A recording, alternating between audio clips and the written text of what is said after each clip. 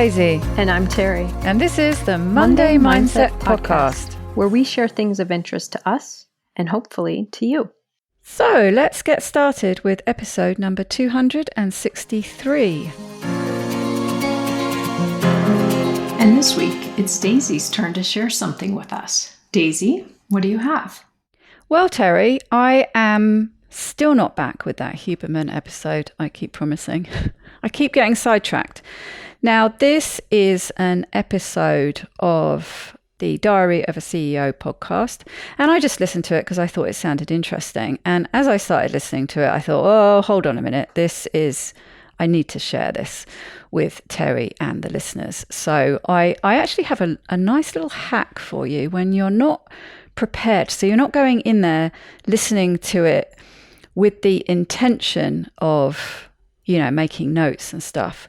So I was sort of munging around doing other things. I take a little screenshot that gets me the timestamp.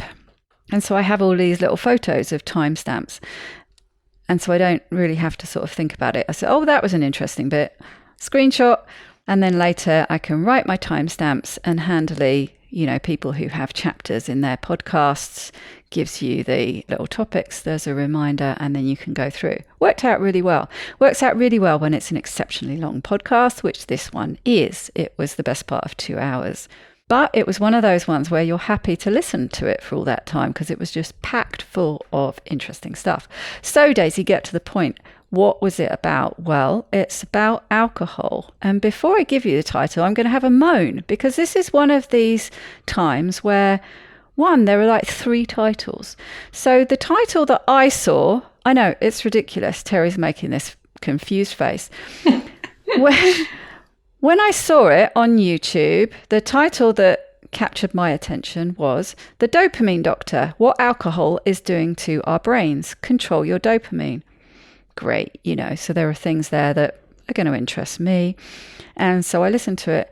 Now, when I went back to check I had the right link for doing the notes that went with it, they'd already changed the podcast, the YouTube version title.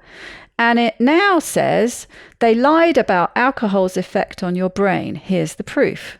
So they're obviously doing like A/B testing or something to see which gets the most clicks. And then I actually used the podcast like audio only because it's a lot easier for me to write notes on the screen and be listening to that. And you've also got the transcript alongside it. It's a lot easier. And there's yet another title, and this title is How Alcohol Rewires Your Brain and Increases Cancer Risk by 40! And it really annoys me.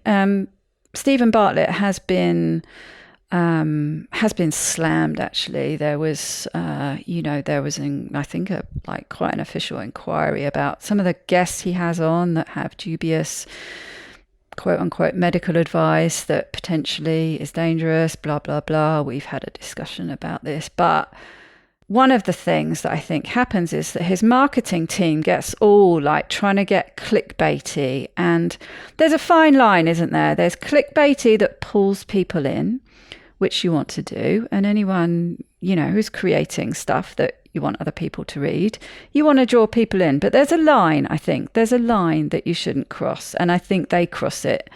They get, it's...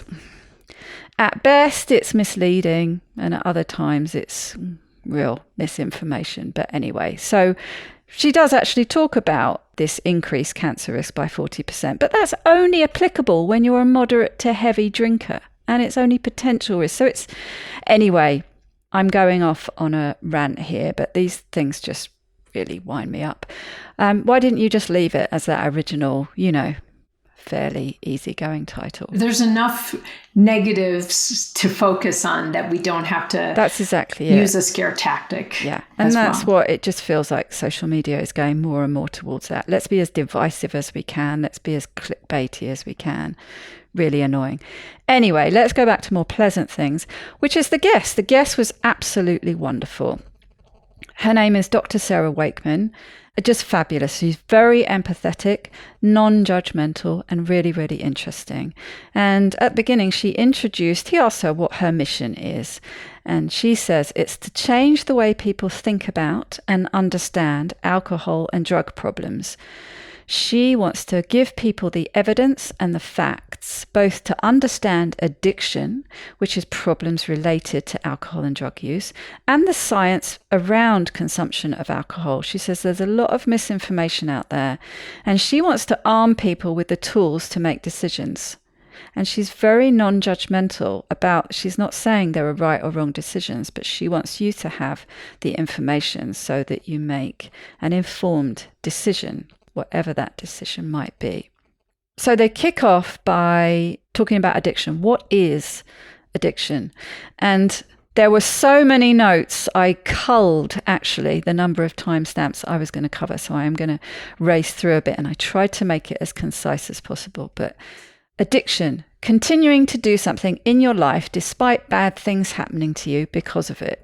Nice, simple layman's way of describing it, I thought. And she says there are 4 C's as a way to remember it: loss of control, compulsive use, consequences, and craving. I won't go into the details about that. They're pretty self-explanatory. The definition of addiction is based on how many criteria people meet out of apparently about an 11 list of criteria. And you'll know all about this. And then based on that, people can have a mild use disorder, moderate, or severe. And they talk a bit about how the term is thrown about a bit too much. And this is something you've talked about before, like, oh yeah, I'm so addicted to coffee, for example. And she says there's a difference between physiological dependence, for example, if you don't drink your coffee, you'll get a headache, and addiction. So an addiction would be that you would spend all your day and money buying more and more coffee. And then you can see, like, oh yeah, that's quite funny. No, you're just proving that I am addicted to coffee, Daisy. You would be thinking about it compulsively. You would be craving it. Like, let's go back to the 4 C's. Yes, yes, yes. But I think that's a really important distinction, and I think in my work, so often that's around sugar or highly processed food. Like, yep, I'm addicted to sugar. Well, let's talk about what it really looks like versus, oh my gosh, I really love it and I overdo it. Is that being addicted to it, or is that abusing it? And I think when it comes to alcohol and other substances, there's a difference between addiction and abuse.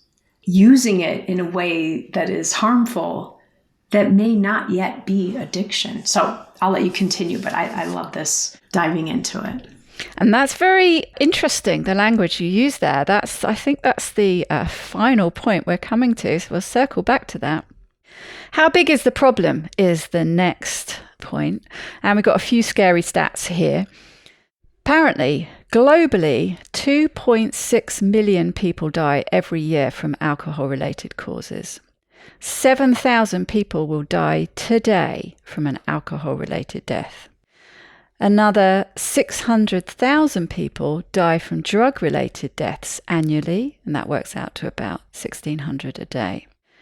Now, the number of people meeting the criteria we mentioned earlier for substance use disorder or addiction, 400 million people worldwide for alcohol and 80 million for drug use. Some studies indicate that the likelihood of developing alcohol addiction at some point over your life is anywhere between 15 and 30%. So that's potentially, up to 1 in 3 of us. So it's very common. But we don't really talk about it because of the stigma attached, and also the mental image a lot of us have of someone with an addiction, i.e. a sort of stereotypical exaggeration. There were massive increases, unsurprisingly, during COVID, although she said that is just about now. She said this year it's just about starting to level back out. What are the causes? Well, trauma is probably the single biggest driver. Genetics, she says there's a sort of 40 to 60% increase in risk.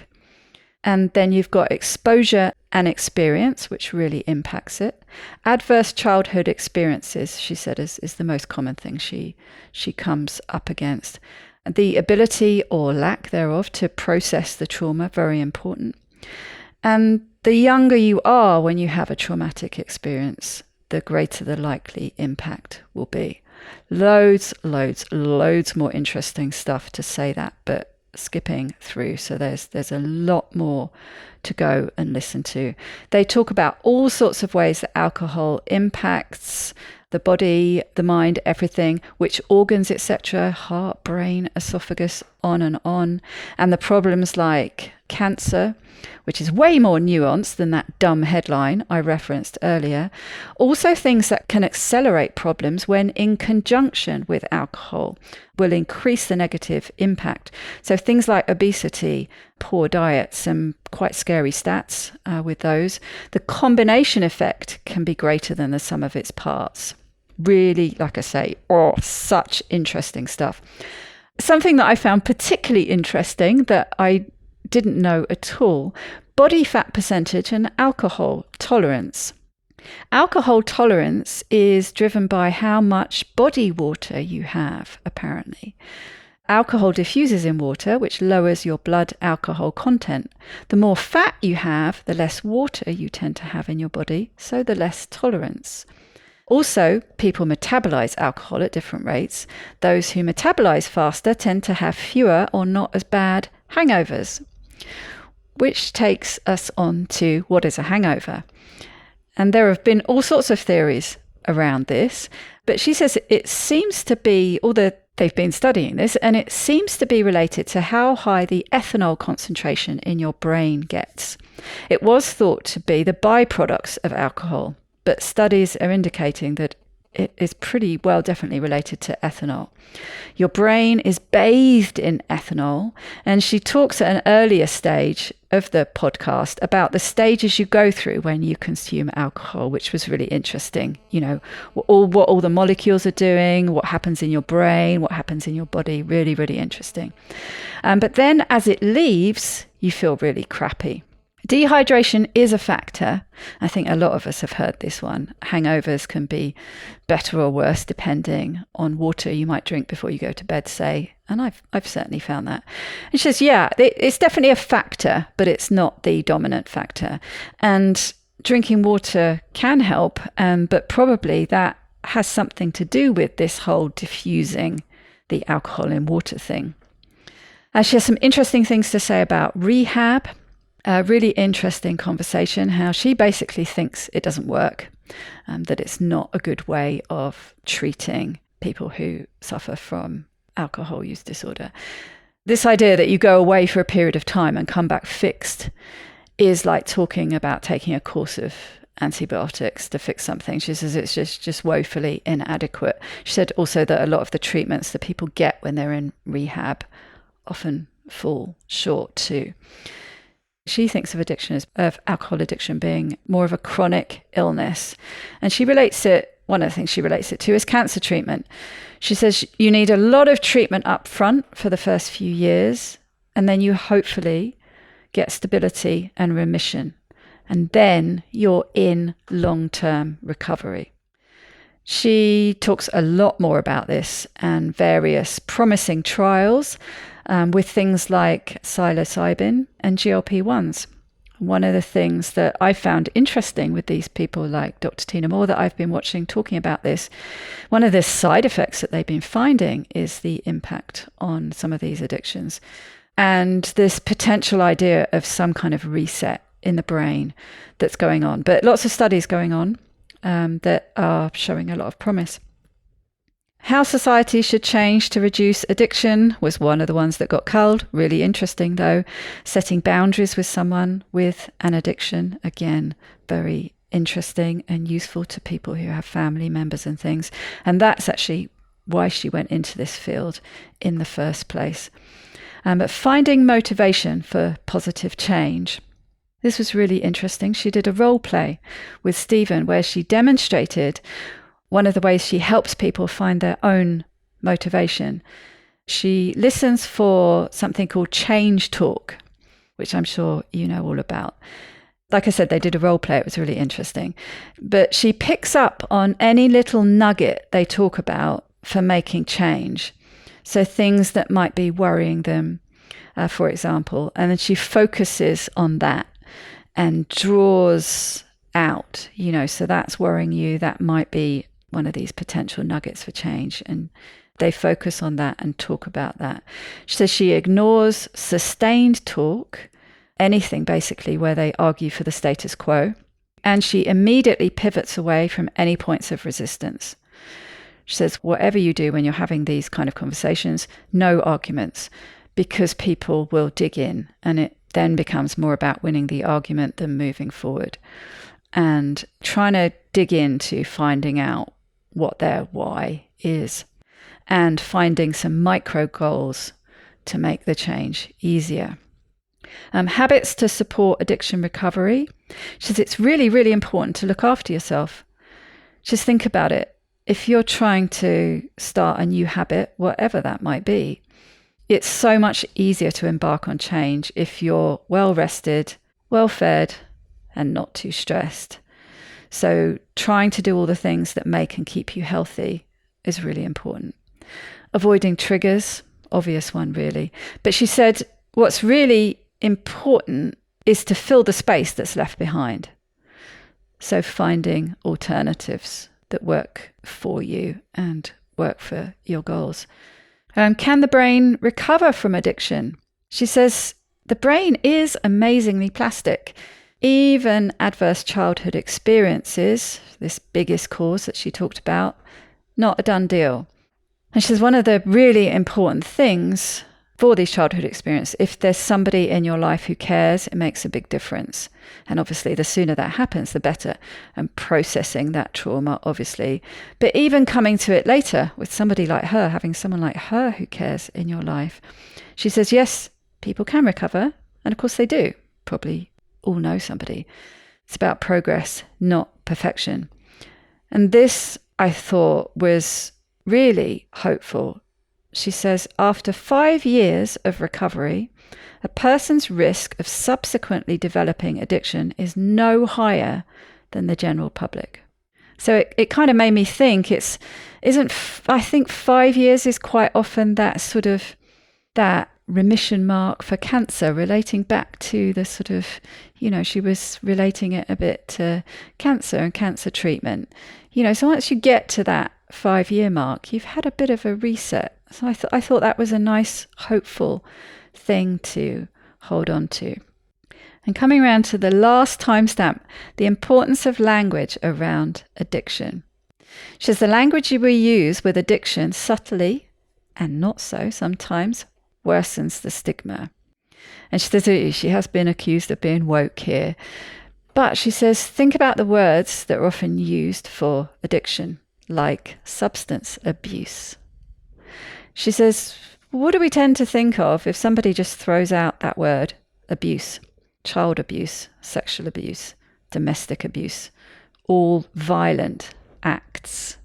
So what is the subconscious thinking when you use that term? And she says there have been some really interesting studies that took PhD level psychologists, and they described a person to them as either, they went through the whatever, as if the person was there and they were going to have to treat them. And they described them as either a substance abuser or as a person with a substance use disorder. And the clinician was more likely to recommend a punitive intervention for the person described as a substance abuser. I thought that was really interesting. So words matter, she says. She always likes to look at it as people first.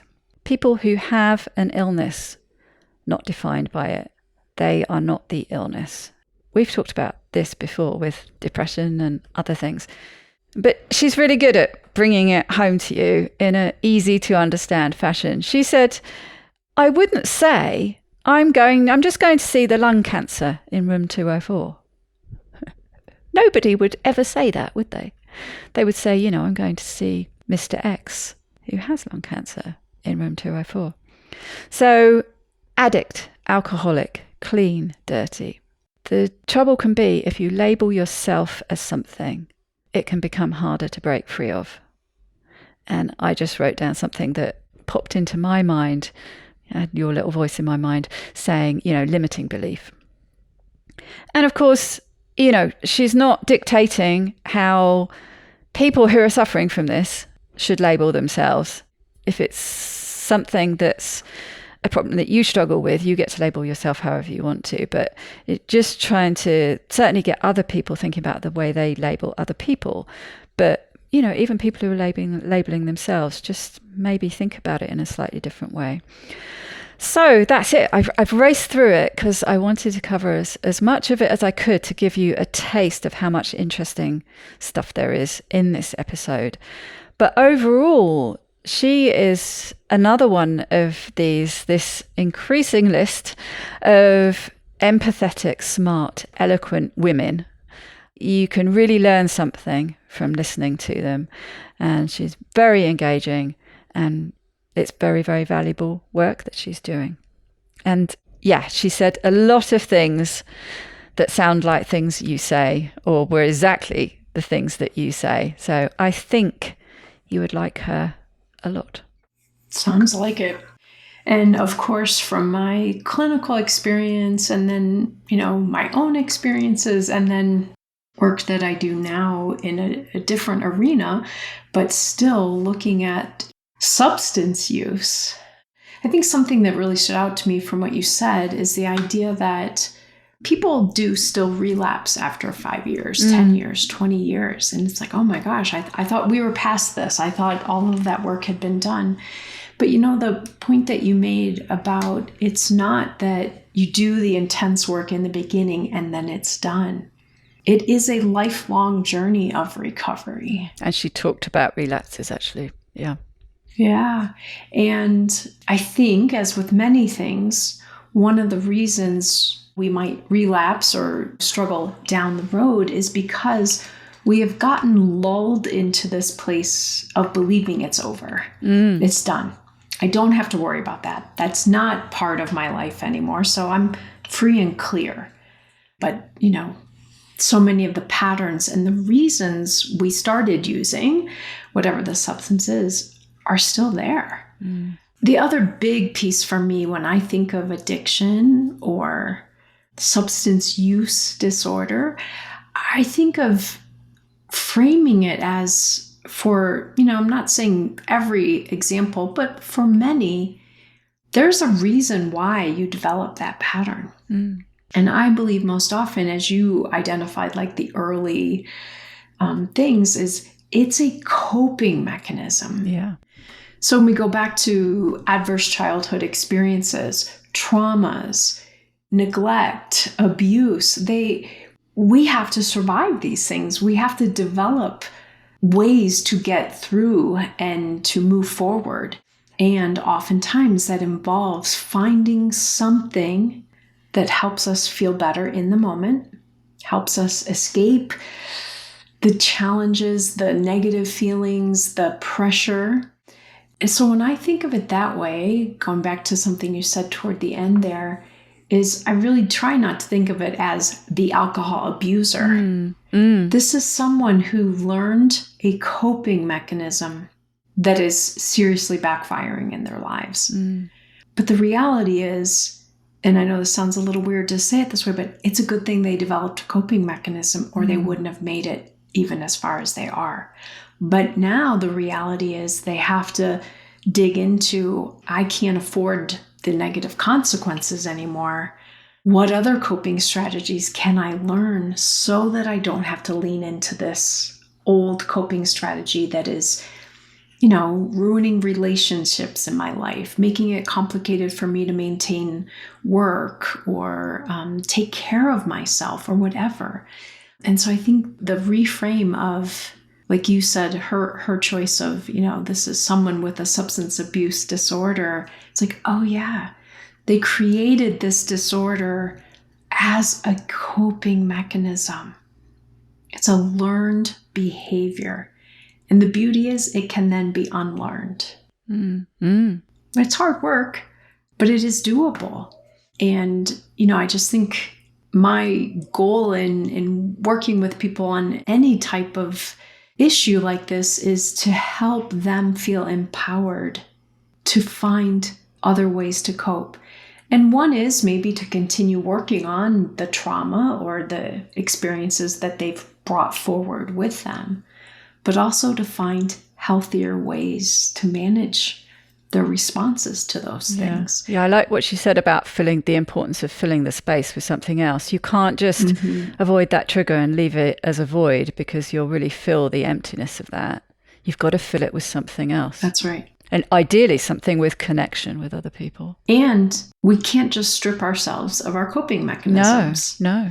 I remember that, I don't know, Therapist 101 is, yes, you want people to develop new coping strategies, but you can't do that by just taking away their coping strategies. No. As they're releasing coping strategies that are not working and causing great harm, you have to be building new coping mechanisms, or they're going to be struggling significantly, and the likelihood of returning to the old coping mechanism is so strong. So I love, from what you've shared so far, I love her approach, really looking at, in my way of saying it, not pathologizing the person, and to see that this person has developed a pattern. We all have lots of patterns. I'm a procrastinator. I'm someone who procrastinates. So, should that be a mark against me? Or is that something that I, for my life, will continue to work on? Continue to find better ways to manage. I don't pathologize that. I don't look at that as a human flaw in me. Whereas I think sometimes it's easy, based on some of the behaviors that go along with substance disorders, that we start to villainize the person. Yeah. Or, talk about them as a flawed person versus no, they have developed a coping pattern, a way of navigating life that is interfering. Yeah, it's interesting what you were saying about just taking away those coping mechanisms.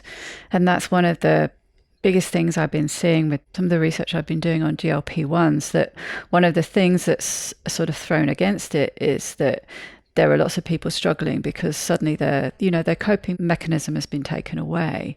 They can, no longer eat the things that were part of their coping mechanism, the comfort foods, whatever, or they're making them feel ill, or they just don't have the appetite for it, whatever. And I think that's one of the biggest problems with people who are using them, and that's happening, that there's not enough education going on about filling that void. Filling that void. And as you so often say, about thinking about the process that you're in and learning to enjoy that process and learning to find things, learning to find all those little micro goals, micro moments of joy. Who was it we were talking about the other day, where we were talking about points of joy in the day? You've got to learn to find those when you take something away. As she said, you've got to fill that space with something. You can't just take it away. Oh yes, it feels miraculous because I can't eat, so I'm losing weight. But unless you fill that void, that sort of initial energy you might get from suddenly dropping a load of weight is not going to be enough. And the other thing that I just wanted to say about this word abuse that suddenly struck me when we were sort of separating, and when you were talking about substance abuse and substance use disorder, and it just made me think of, actually, that word abuse does apply, but it applies coming the other way. So you're not abusing the substance is abusing you. And actually, that does fit. That does fit. That substance is sort of committing a violent act on your body. Yeah. So I thought, actually, we could use it. If we thought about it coming from a different way, it fits perfectly. I think of it too, when you're describing it that way. I talk a lot about this in my work at the fasting method, but I, used to talk about this with clients around other substances and things, is that it's about our relationship with it. And it is an abusive relationship. Yes. I'm overusing something that causes great harm, abuses my body. And in some way, then am I abusing my body by continuing to use this old pattern that has all of these consequences for me. And again, you know this about me, and people who listen may already know this. One of the things I did not like as a psychologist, as a clinician, is that in order to have insurance pay for the session, you had to have a diagnosis. And I really resist diagnosing. I think, again, it goes into pathologizing. Now, I totally get it. Without a diagnosis, we don't know, well, how are we going to treat this? What are the issues involved? That, there's a way that it can just be too loosey-goosey without a diagnosis. But unfortunately, our history of diagnoses are very clinical and, again, pathologizing. And so I really resisted that. But at the bare minimum, and I'll use myself as an example, do I think I was addicted to sugar? No. Did I have a substance abuse disorder with sugar? I would probably say yes. And even at the bare minimum, I had a very problematic relationship with it. And, if we think about that with people, if we have people in our lives that we have very difficult relationships with, we have to figure out, can we repair? Can we protect ourselves? Can we minimize, whatever we need to do? So for me, my decision to go this year without sugar, I think is a way of me recognizing that's not a healthy relationship for me.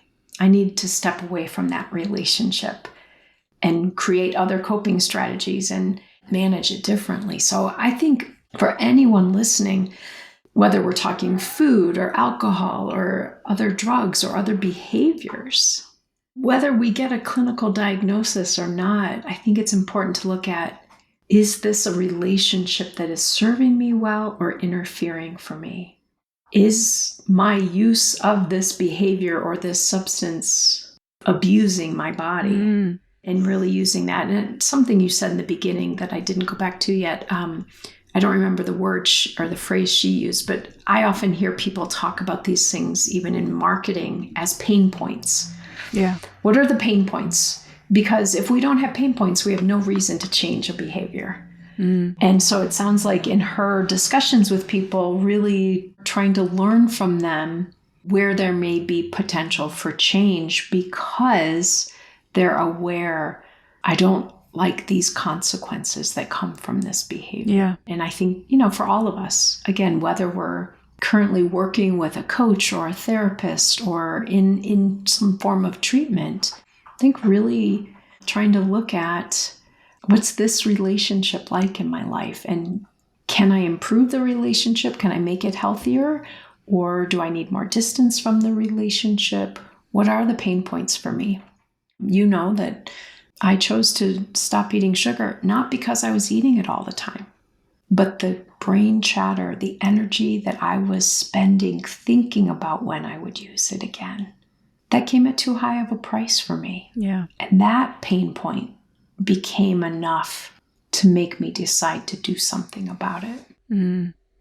Yeah, I think it's very interesting. I think that's the key when when you throw around this term, like she talked about earlier, being addicted to something. Okay, well, let's think about this. Really have a good hard think about, what is that relationship? Is it to the level of being abusive? Especially when it comes to food, you can sort of categorize things, and then you end up with things that you can no longer have. I cannot have a relationship. I'm in long-term recovery from a relationship with Coke Zero, Crack Zero, as I like to call it. And that's where it is. I have a slightly problematic relationship with potatoes, but I can set up boundaries and I can consume them in certain ways at certain times within certain parameters. So there are always levels of these things. And it's the same, as you're saying, it's the same with people, isn't it? So yeah, I think, as you can see, really interesting, just from the little snippets that I gave you, we, spun off into a conversation completely different from the one they had, but touching on the same points. I think anyone, and I can't believe there's anyone out there who either hasn't struggled with alcohol specifically or know somebody who has. But again, like with a lot of these things, you can substitute alcohol for something else and still get an awful lot from this episode. So yeah, I really think most people would get a lot from going and having a listen. Absolutely. Okay, until we meet again next time, I hope you and everyone at home has a very wonderful week. Take good care, everyone.